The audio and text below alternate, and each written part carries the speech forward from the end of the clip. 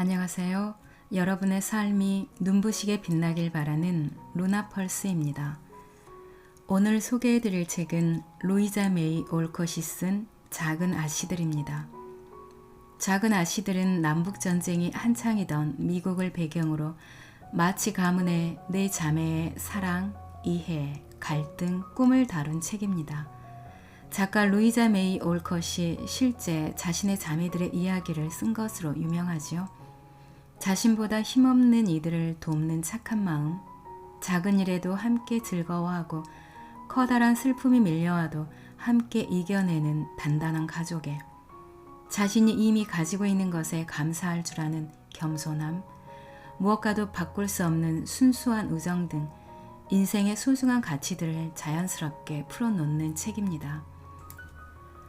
올 크리스마스 시즌에 그레타 거윅 감독의 작은 아씨들이 영화로 개봉된다고 하지요.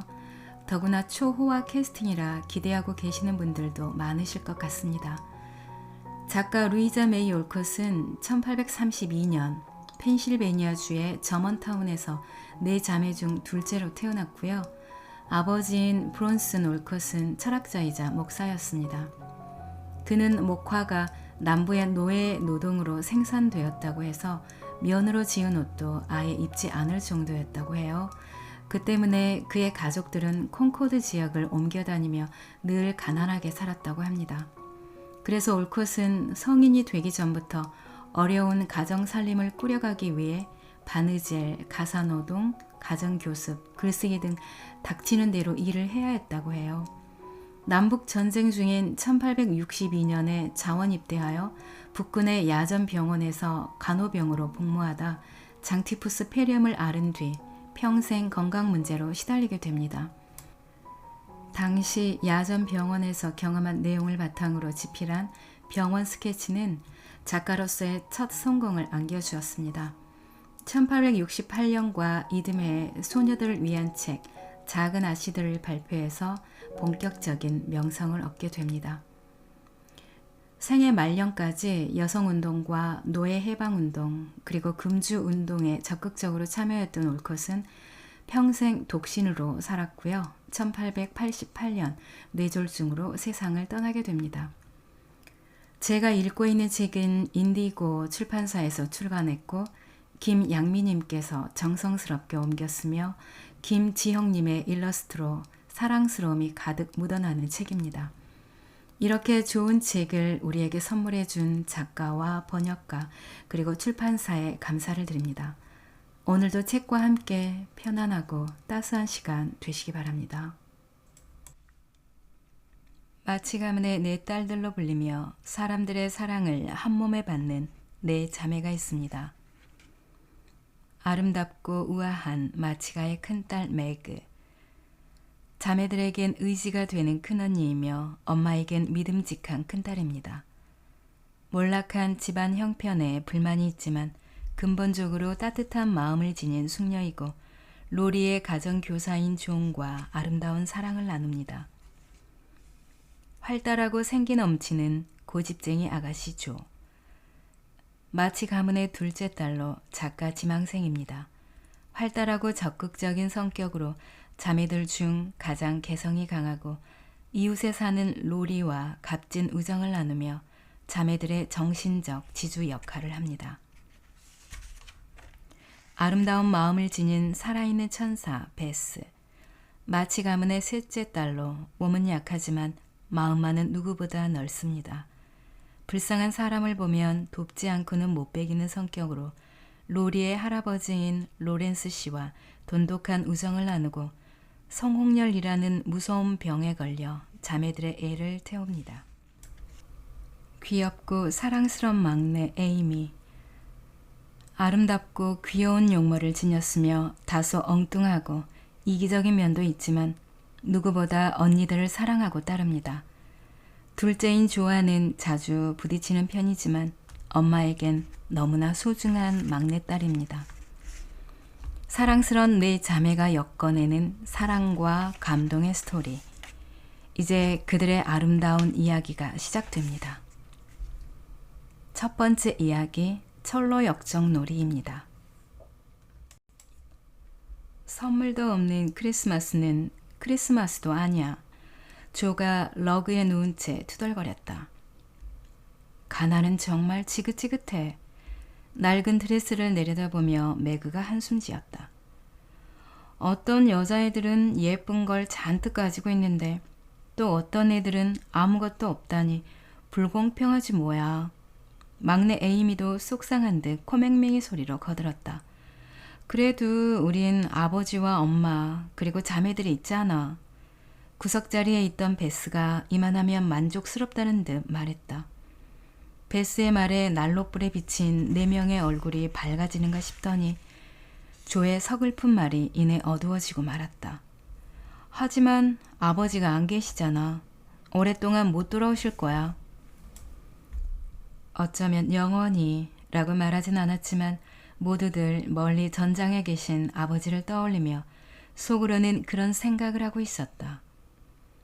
한동안 아무 말이 없었다. 매그가 아까와는 다른 말투로 말을 꺼냈다. 엄마가 올 겨울은 모두에게 힘든 겨울이 될 거라고.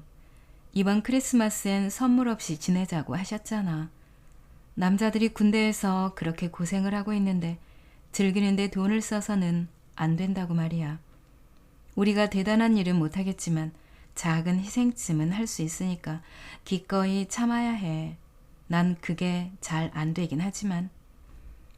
매그는 갖고 싶은 예쁜 물건들을 아쉬워하며 머리를 흔들었다.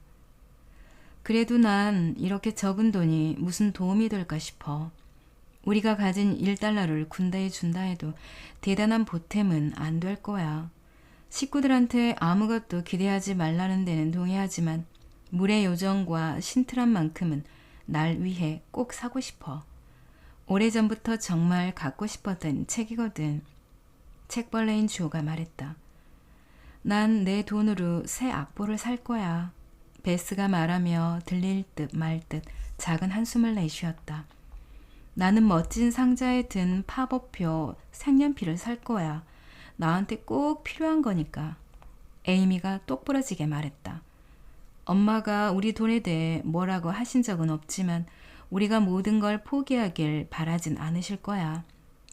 각각 갖고 싶은 걸 사서 조금이라도 즐겁게 지내자. 다들 열심히 일했으니 그 정도는 괜찮지 않겠어? 조가 남자처럼 신발 뒤축을 살피며 큰 소리로 말했다. 나도 그렇다고 생각해. 집에서 쉬고 싶을 때도 거의 온종일 성가신 아이들을 가르쳤으니 말이야. 매그가 다시 볼멘 소리를 냈다. 언니는 나한테 비하면 반도 못 미칠걸? 조가 말했다. 신경질적이고 까다로운 할머니와 몇 시간 동안이나 집안에 갇혀 있는 게 어떨 것 같아? 잠시도 쉬지 못하게 하고 그냥 넘어가는 건 하나도 없는 데다 사람을 얼마나 볶아대는지. 차라리 창문으로 뛰어내리든지 뺨이라도 때리고 싶은 심정이라니까. 불평하는 게 나쁜 건 알지만 내 생각엔 설거지하고 집안 정리하는 게 세상에서 제일 힘든 일 같아. 일도 고되고 손이 굳어져서 피아노 연습도 제대로 할 수가 없거든. 베스가 이번엔 모두에게 다 들릴 정도로 큰 한숨을 내쉬며 자신의 거친 손을 내려다보았다. 그래도 나만큼 괴롭진 않을걸? 에이미가 목소리를 높였다. 공부 못한다고 놀리고 차림새 가지고 비웃고 아빠가 부자가 아니라고 목욕하고 코가 못생겼다고 무시하는 건방진 여자애들이랑 학교는 안 다녀도 되니 말이야. 목욕이 아니라 모욕이라고 말하려는 거겠지, 설마. 조가 웃으며 고쳐주었다. 내가 무슨 말 하는지는 나도 아니까 주정될 필요 없어. 고운 말을 쓰는 것도 좋지만 언니는 어휘력이나 키우라고. 에이미가 으스대며 대꾸했다. 서로 헐뜯는지 그만둬. 얘들아, 우리가 어렸을 때 아빠가 날려버린 돈이 지금 있었으면 하고 바란 적 없니, 조? 아, 정말 돈 걱정이 없다면 얼마나 행복하고 좋을까? 매그가 풍요로웠던 시절을 떠올리며 말했다. 돈은 많아도 맨날 싸우고 불평만 해대는 킹 아저씨네 아이들보단 우리가 훨씬 행복하다고 말했었잖아. 그랬었지, 베스. 지금도 우리가 행복하다고 생각해. 일을 해야 하지만 재미있게 지내고 있고 조 말대로 우린 유쾌한 악당들이니까. 조 언니는 늘 그런 이상한 말을 쓰더라. 에이미가 러그에 길게 늘어져 있는 조를 나무라듯 쳐다보았다. 그러자 조가 대번에 일어나 앉더니 손을 주머니에 찔러놓고는 휘파람을 불기 시작했다. 그만해, 조. 사나이들 같잖아. 그러니까 이러는 거야. 예의 없고 숙녀답지 못한 여자들은 정말 질색이야. 얌전 빼고 시침 떼는 계집애들 나도 밥맛이야. 정답게 지저귀는 작은 둥지 안의 새들. 중재자 베스가 우스꽝스러운 표정을 지으며 노래를 부르자 두 사람의 날카로운 목소리가 웃음으로 변했고 앙앙거리던 신랑이도 이렇게 끝이 났다. 정말이지 너희 둘 다 못됐어. 매그가 걱정스러운 표정으로 조에게 말했다. 남자애들처럼 장난질이나 할 나이는 지났잖아. 좀 의젓하게 행동해. 조세핀, 나이가 어린 것도 아니고 이젠 키도 크고 머리도 올렸으니까 네가 숙녀라는 사실을 잊지 마. 싫어.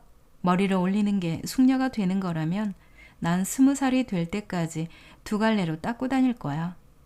조가 머리망을 잡아당기더니 밤색 머리칼을 흔들어 내리며 소리쳤다. 난 내가 다 자랐다고 생각하기도 싫고 미스 마치가 되는 것도 치렁치렁한 드레스나 입고 꽃처럼 고고한 척 하기도 싫어. 남자애들처럼 놀고 일하고 행동하길 좋아하는 애가 여자라는 사실이 너무 끔찍해. 남자가 아니라는 게 실망스러워 미칠 지경이라고. 요즘은 특히나 더 그래. 아빠와 함께 전쟁터에 나가 싸우고 싶어 죽겠는데 그저 살찐 할망구처럼 집에 틀어박혀서 뜨개질이나 해야 하니 말이야.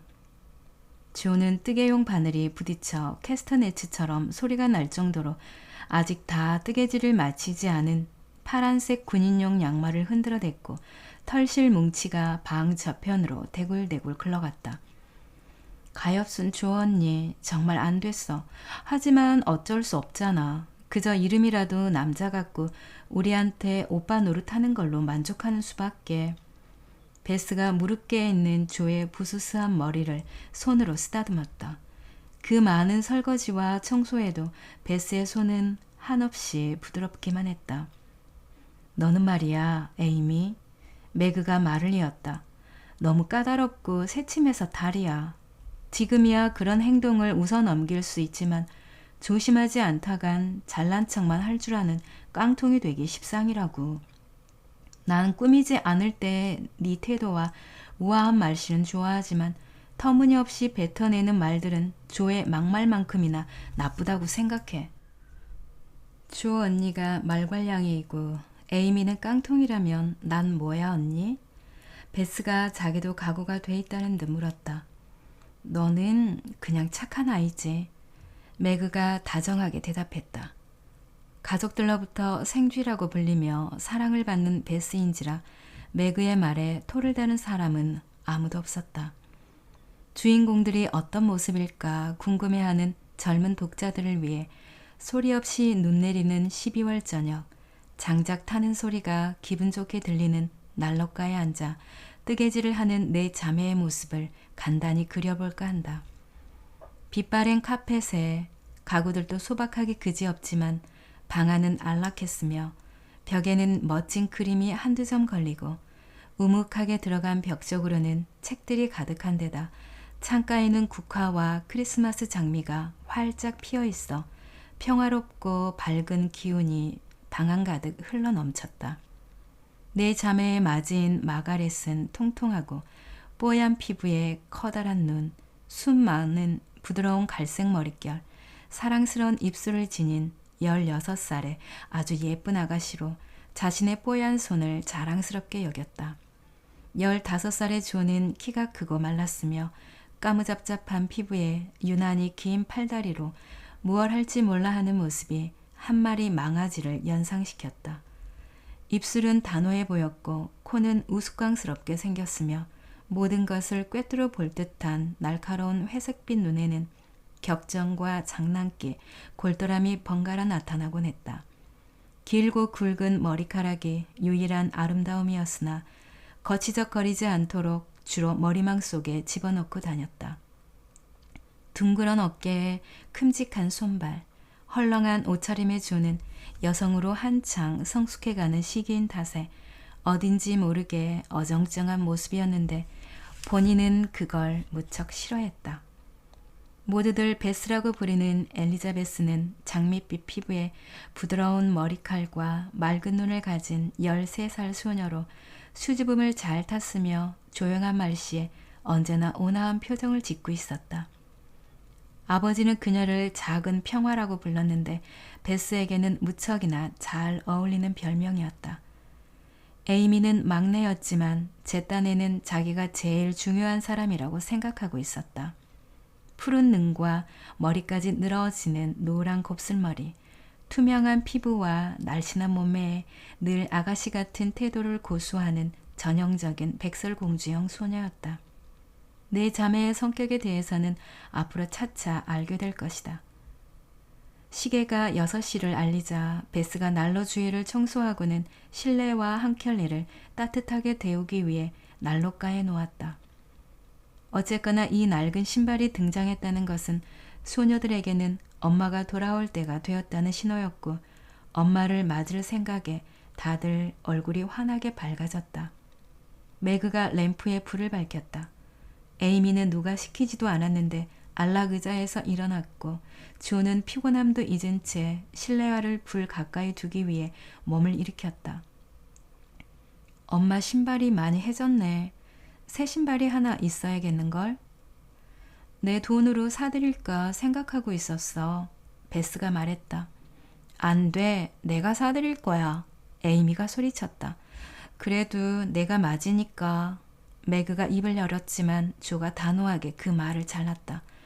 아빠가 안 계신 우리 집 남자는 나니까 내가 살 거야. 특별히 나한테 엄마를 부탁하셨거든. 내게 좋은 생각이 있어. 베스가 말했다. 크리스마스 때 모두 자기 물건 사지 말고 엄마께 선물하는 거야. 역시 베스다운 생각이야. 무얼 선물해 드릴까? 조가 탄성을 질렀다. 다들 한동안 진지한 고민에 빠졌다. 이윽고 매그가 자신의 예쁜 손을 바라보다 떠오른 듯 이렇게 말했다. 난 엄마에게 멋진 장갑을 사드릴 거야. 군인용 실내화가 제일 좋지. 조가 외쳤다. 난 가장자리가 예쁘게 장식된 손수건. 베스가 말했다. 난 작은 향수 한 병을 선물할래. 엄마가 좋아하시는 데다 별로 비싸지 않을 거야. 돈을 좀 남겨서 연필도 몇 자루 사야지. 에이미가 덧붙였다. 선물은 어떻게 드리지? 매그가 물었다. 탁자 위에 선물을 놓아둔 다음 엄마를 모셔와서 포장을 풀게 하는 거야. 우리 생일에 어떻게 했었는지 기억 안 나? 조가 대답했다. 난 내 생일 때 왕관을 쓰고 의자에 앉아 키스와 선물을 주러 다가오는 사람들을 보는 게 겁이 났어. 선물이랑 키스는 좋지만 내가 선물을 풀어보는 동안 다들 쳐다보는 게 너무 무서웠거든. 차와 함께 먹을 빵을 굽느라 볼까지 함께 발개진 베스가 말했다. 엄마에겐 우리 물건을 사는 것처럼 속이고 나중에 깜짝 놀라게 해드리자. 내일 오후에 선물을 사러 나가야 해, 언니. 크리스마스 밤 공연 때문에 준비할 게 너무 많거든. 조가 뒷짐을 지고는 고개를 치켜든 채 방안을 왔다 갔다 하며 말했다. 난 다음부터 연극에서 빠질래. 그런 걸 하기엔 너무 나이가 많아.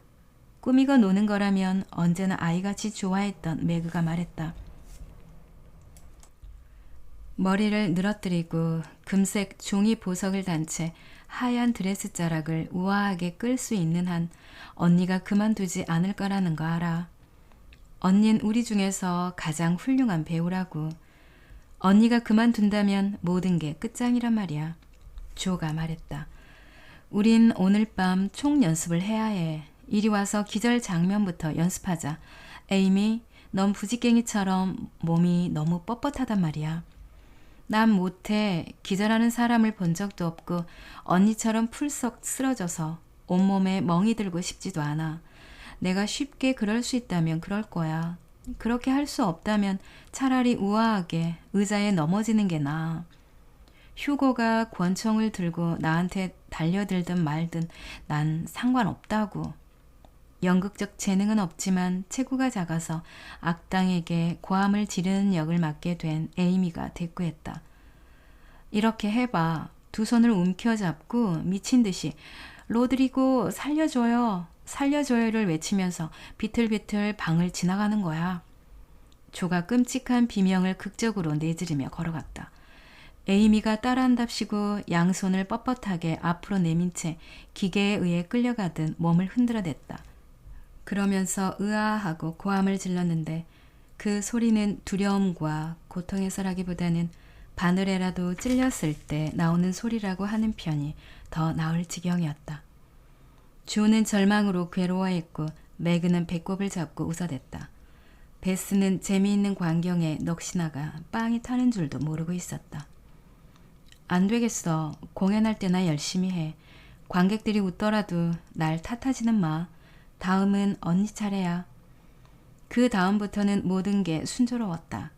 돈 페드로가 세상에 대한 저주로 가득 찬 2장짜리 연설을 일사천리로 연기했기 때문이다. 마녀 헤이건은 두꺼비가 부글부글 끓고 있는 주전자 위에서 섬뜩할 정도로 무시무시한 주문을 외웠다. 로드리고는 사슬을 단번에 끊어버렸고 휴고는 양심의 가책과 비소로 인해 하하하고 미친 듯 소리 지르며 고통스럽게 죽어갔다. 지금까지 한 연습 중에 최고였어. 매그가 말했다. 그 사이 죽었던 악당이 일어나 팔꿈치를 문질렀다. 조 언닌 어쩜 그렇게 글도 잘 쓰고 연기도 잘하는지 모르겠어. 셰익스피어가 따로 없다니까. 자매들이 모든 면에서 놀라운 천재성을 타고났다고 굳게 믿는 베스가 감탄했다. 별로 그렇지도 않아. 조가 겸손하게 대꾸했다. 비극 마녀의 조주가 그런대로 괜찮긴 하지. 하지만 벤코, 셰익스피어의 맥베스에 나오는 인물입니다. 벤코가 들 창만 있었다면 아마 맥베스를 공연했을 거야. 죽이는 장면을 해보고 싶었거든. 눈앞에 보이는 것이 단검이 아닌가? 조가 중얼거리며 언젠가 보았던 유명한 비극 배우처럼 눈알을 굴리며 허공을 움켜잡는 신용을 했다. 안 돼. 토스트 굽는 포크에 빵 대신 엄마 신발을 올려놓으면 어떡해? 베스가 아주 연극에 푹 빠졌네. 매그가 소리쳤고 총 연습은 한바탕 웃음과 함께 끝이 났다. 모두들 즐거운 모습을 보니 기쁘구나. 얘들아. 현관에서 밝은 목소리가 들리자 배우와 관객들은 강인하고 인자해 보이는 부인을 맞이하기 위해 몸을 돌렸다. 그녀에게선 언제든지 무언가 흔쾌히 도와주고 싶어하는 분위기가 흘러넘쳤다. 그다지 뛰어난 외모는 아니었지만 아이들 눈에는 자기 어머니가 가장 아름다워 보이기 마련인지라 자매들은 회색 망토와 구식 보닛을 쓴 그녀가 세상에서 가장 멋있는 여자라고 생각했다. 그래 애들아, 오늘은 어떻게 지냈니? 내일 보낼 소포가 너무 많아서 저녁 식사에 맞춰올 수가 없었단다. 찾아온 사람은 없었니 베스? 감기는 좀 어때 매그? 조, 너무 지쳐 보이는구나. 이리 와서 키스해 주렴 우리 막내. 마치 부인은 젖은 옷을 벗으며 엄마다운 질문을 쏟아내었고 따뜻이 데워진 실내화로 갈아 신은 뒤 안락의자에 앉았다. 에이미를 끌어당겨 무릎에 앉힌 부인은 바쁜 하루 중 가장 행복한 시간을 즐길 준비를 했다. 아이들은 엄마를 편안하게 해드리기 위해 각자 열심히 움직였다. 매그는 식탁을 정돈했고 조는 장작을 가져오고 의자 놓는 일을 했는데 떨어뜨리고 넘어뜨리는 등 손대는 것마다 요란한 소리를 냈다. 베스가 거실과 부엌을 소리 없이 총총거리는 동안 에이미는 팔짱을 낀 채 이것저것 시키기만 했다. 그리고 다들 식탁 주위에 모이자 마치 부인이 행복한 얼굴로 입을 열었다. 식사 후에 너희들에게 전할 소식이 있단다. 짧고 환한 미소가 햇살처럼 번졌다. 베스가 손에 든 비스킷도 잊은 채 손뼉을 쳐댔고 조는 편지다 편지 아빠 만세 라고 소리치며 냅킨을 던져 올렸다. 그래 반갑고 긴 편지가 왔단다. 아빠는 건강하시고 우리가 걱정하는 것보다 이 겨울을 잘 나실 모양이야. 즐거운 크리스마스가 되길 빈다는 인사와 함께 너희들을 위해 특별히 글을 남기셨단다. 마치 부인이 보물이라도 든 것처럼 주머니를 톡톡 치며 말했다. 서둘러서 빨리들 먹자고. 식탁에서까지 새끼손가락 치켜들며 멋부릴 생각 말고 어서 먹어 에이미. 조는 차를 급히 들이키다 사례가 들렸고 편지를 빨리 보고 싶은 마음에 허둥대다가 양탄자 위에 빵과 버터를 떨어뜨렸다. 베스는 음식을 남겨둔 채 어두운 구석자리로 살며시 가서는 다른 식구들의 식사가 끝날 때까지 기쁜 소식이 무엇일까 곰곰이 생각했다. 군인이 되기엔 몸도 약하시고 연세도 많으신 아버지가 목사님 신분으로라도 군에 가셨다는 사실이 난 너무 자랑스러워. 매그가 흥분된 목소리로 말했다. 북치는 군인이든 종군 여성인가 하는 뭐 그런 거든 간호사든 간에 나도 군대에서 아빠를 도와드릴 수만 있다면 얼마나 좋을까? 조가 불만에 찬 목소리로 말했다. 텐트에서 자고 맛없는 음식이나 먹고 무엇이든 양철 컵으로 마시는 생활은 정말 고역일 거야. 에이미가 한숨을 내쉬었다. 아빠는 언제쯤 돌아오실까, 엄마? 베스의 목소리가 가늘게 떨렸다. 아마도 여러 달 동안 못 오실 거야. 아빠는 거기서 최선을 다해 맡은 임무를 다 하실 거란다. 그러니 우리가 빨리 돌아오시라고 졸라서는 안 된단다. 이리 와서 편지를 읽어보자꾸나. 모두들 난로가에 모였다. 어머니는 큰 의자에 앉고 발치에는 베스가, 팔걸이 양쪽으로는 매그와 에이미가 걸터앉고 조는 가슴 뭉클한 얘기가 편지에 나오더라도 울컥하는 모습을 들키지 않기 위해 의자 등받이에 기대섰다. 요즘처럼 힘든 시기에 오는 편지들은 하나같이 눈물겨운 사연들이 가득했다. 아버지들이 집으로 보낸 편지들은 특히 그러했다. 내 자매의 아버지가 보낸 편지엔 어려움이나 위험, 향수병에 대한 이야기들은 거의 없었다. 병영 생활과 행군, 군대 소식이 생생하게 담긴 희망차고 밝은 내용이 이어졌고 결국 끝에 가서는 집에 둔 어린 딸들을 그리는 아버지의 마음과 사랑이 가득 흘러넘쳤다. 사랑과 입맞춤을 애들에게 전해주오. 낮에는 그 애들을 생각하고 밤에는 그 애들을 위해 기도하면서 늘 딸들의 사랑 속에서 크나큰 위안을 얻고 있다고 말해주오.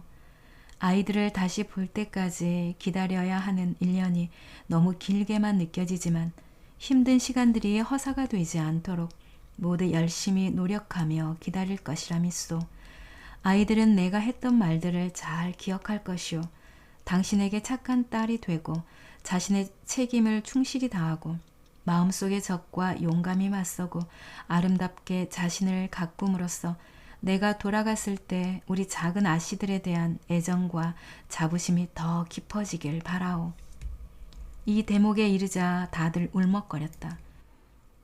조는 부끄러움도 잊은 채 커다란 눈물방울을 코끝으로 떨어뜨렸고 에이미는 곱슬머리가 헝클어지는 것도 아랑곳하지 않고 엄마 어깨에 얼굴을 묶고는 흐느꼈다. 난 이기적인 애야. 하지만 나중에 아빠가 실망하지 않도록 착한 아이가 되기 위해 정말 노력할 거야. 우리 모두 그럴 거야. 매그가 울며 말했다. 난 외모에만 너무 신경 쓰고 일하는 건 싫어해. 하지만 앞으로는 그러지 않을 거야. 난 아빠가 날 작은 아가씨라고 부를 수 있도록 거칠게 굴지도 않고 다른 곳으로 가고 싶다는 생각도 접고 이곳에서 내 책임을 다하기 위해 노력할 거야. 조가 말했다. 하지만 속으로는 집에서 성질을 죽이고 있느니 남부로 가서 적군 한둘쯤 상대하는 게 쉽겠다고 생각했다.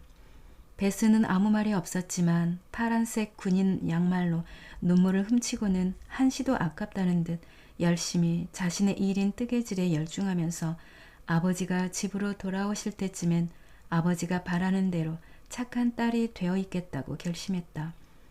조의 말에 이어 마치 부인이 밝은 목소리로 침묵을 깼다. 너희들 어렸을 때 했던 철로 역정 놀이 기억하니? 엄마 가방을 순례자의 짐인 양 등에 묶고 모자와 지팡이, 두루마리 종이를 챙겨서는 파괴의 도시인 지하실을 출발해 하늘의 도시를 만든다며 예쁜 물건들을 잔뜩 모아놓은 지붕 꼭대기까지 차근차근 올라가던 놀이.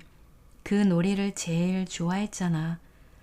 정말 재미있었어요. 사자무리를 지나 악마를 무찌르고 도깨비들이 있는 계곡을 통과할 때에는 특히 더 신이 났죠. 조가 말했다. 난 짐이 벗겨져서 아래층으로 굴러 떨어졌을 때가 재미있었어요. 매그가 말했다. 내가 제일 좋아했던 건 꽃과 나무 그늘, 예쁜 물건들이 있는 지붕 위에 도착한 다음 모두들 햇살 속에 서서 기쁨의 겨운 노래를 부를 때였어요. 즐거웠던 그 시절로 다시 돌아가기라도 한 듯 베스가 미소 지으며 말했다. 난 별로 기억나는 게 없어요. 지하실과 캄캄한 입구가 무서웠고 지붕 위에서 먹은 케이크와 우유가 너무 맛있었다는 것 정도밖에는. 만약 내가 그런 놀이를 다시 못할 정도로 커버린 게 아니라면 다시 한번 하고 싶어요. 12살 이후로 어린애들 놀이는 하지 않겠다고 선언했던 에이미가 말했다. 이런 놀이를 하는데 나이는 상관없단다, 에이미. 왜냐하면 이 놀이는 어떤 방식으로든 우리가 항상 하고 있는 셈이니까. 짐은 여기에 있고 길은 이미 우리 앞에 펼쳐져 있어. 선과 행복을 추구하는 마음은 온갖 역경과 실패를 이겨내게 함으로써 진정한 하늘의 도시인 평화의 경지까지 우리를 이끌어준단다. 자, 작은 순례자님들, 놀이가 아니라 진짜 현실 속에서 다시 시작해보는 게 어떨까요? 아버지가 돌아오시기 전에 어디까지 갈 수 있나 한번 해보는 거야. 진짜예요, 엄마? 그럼 우리 짐은 어디 있어요? 꼬마 숙녀 에이미가 천진난만하게 물었다. 방금 전에 베스만 빼고 다들 각자의 짐에 대해 얘기했잖니. 우리 베스는 짐이 없을 것 같다는 생각이 들기도 하지만 엄마가 말했다. 아니요, 저도 있어요. 내 짐은 접시와 먼지, 그리고 사람을 두려워하고 좋은 피아노가 있는 여자애들을 부러워하는 마음이에요. 베스의 말에 모두들 웃음이 터져 나올 것 같았지만 행여나 상처라도 받을까 아무도 웃지 않았다. 우리 그렇게 하자. 매그가 진지하게 말을 꺼냈다. 철로역정 놀이는 착한 사람이 되기 위한 또 다른 이름일 뿐이야. 우리가 아무리 착해지려고 해도 너무 힘든 나머지 최선을 다하지 않을 때가 있잖아. 그때 이 이야기가 도움을 줄지도 몰라. 우리는 오늘 저녁 절망의 늪 속에 빠져 있었어. 그리고 엄마가 와서 철로역정에 나오는 천사처럼 우리를 구해주셨지. 우리도 크리스천, 철로역정의 주인공입니다. 크리스천처럼 지도가 있어야 해. 어떻게 하면 좋지? 따분한 일상에 상상의 나래를 펼칠 수 있게 되어 신이 난 주호가 물었다. 크리스마스 날 아침에 베개 밑을 보렴. 안내서가 있을 테니까. 마치 부인이 대답했다. 자매들은 하인 해너가 식탁을 치우는 동안 새로운 계획에 대해 상의했다. 그런 다음 각자 작은 바느질 바구니를 꺼내서는 마치 이모에게 드릴 침대볼을 만들었다. 바느질은 따분했지만 오늘 밤엔 그 누구도 불평하지 않았다.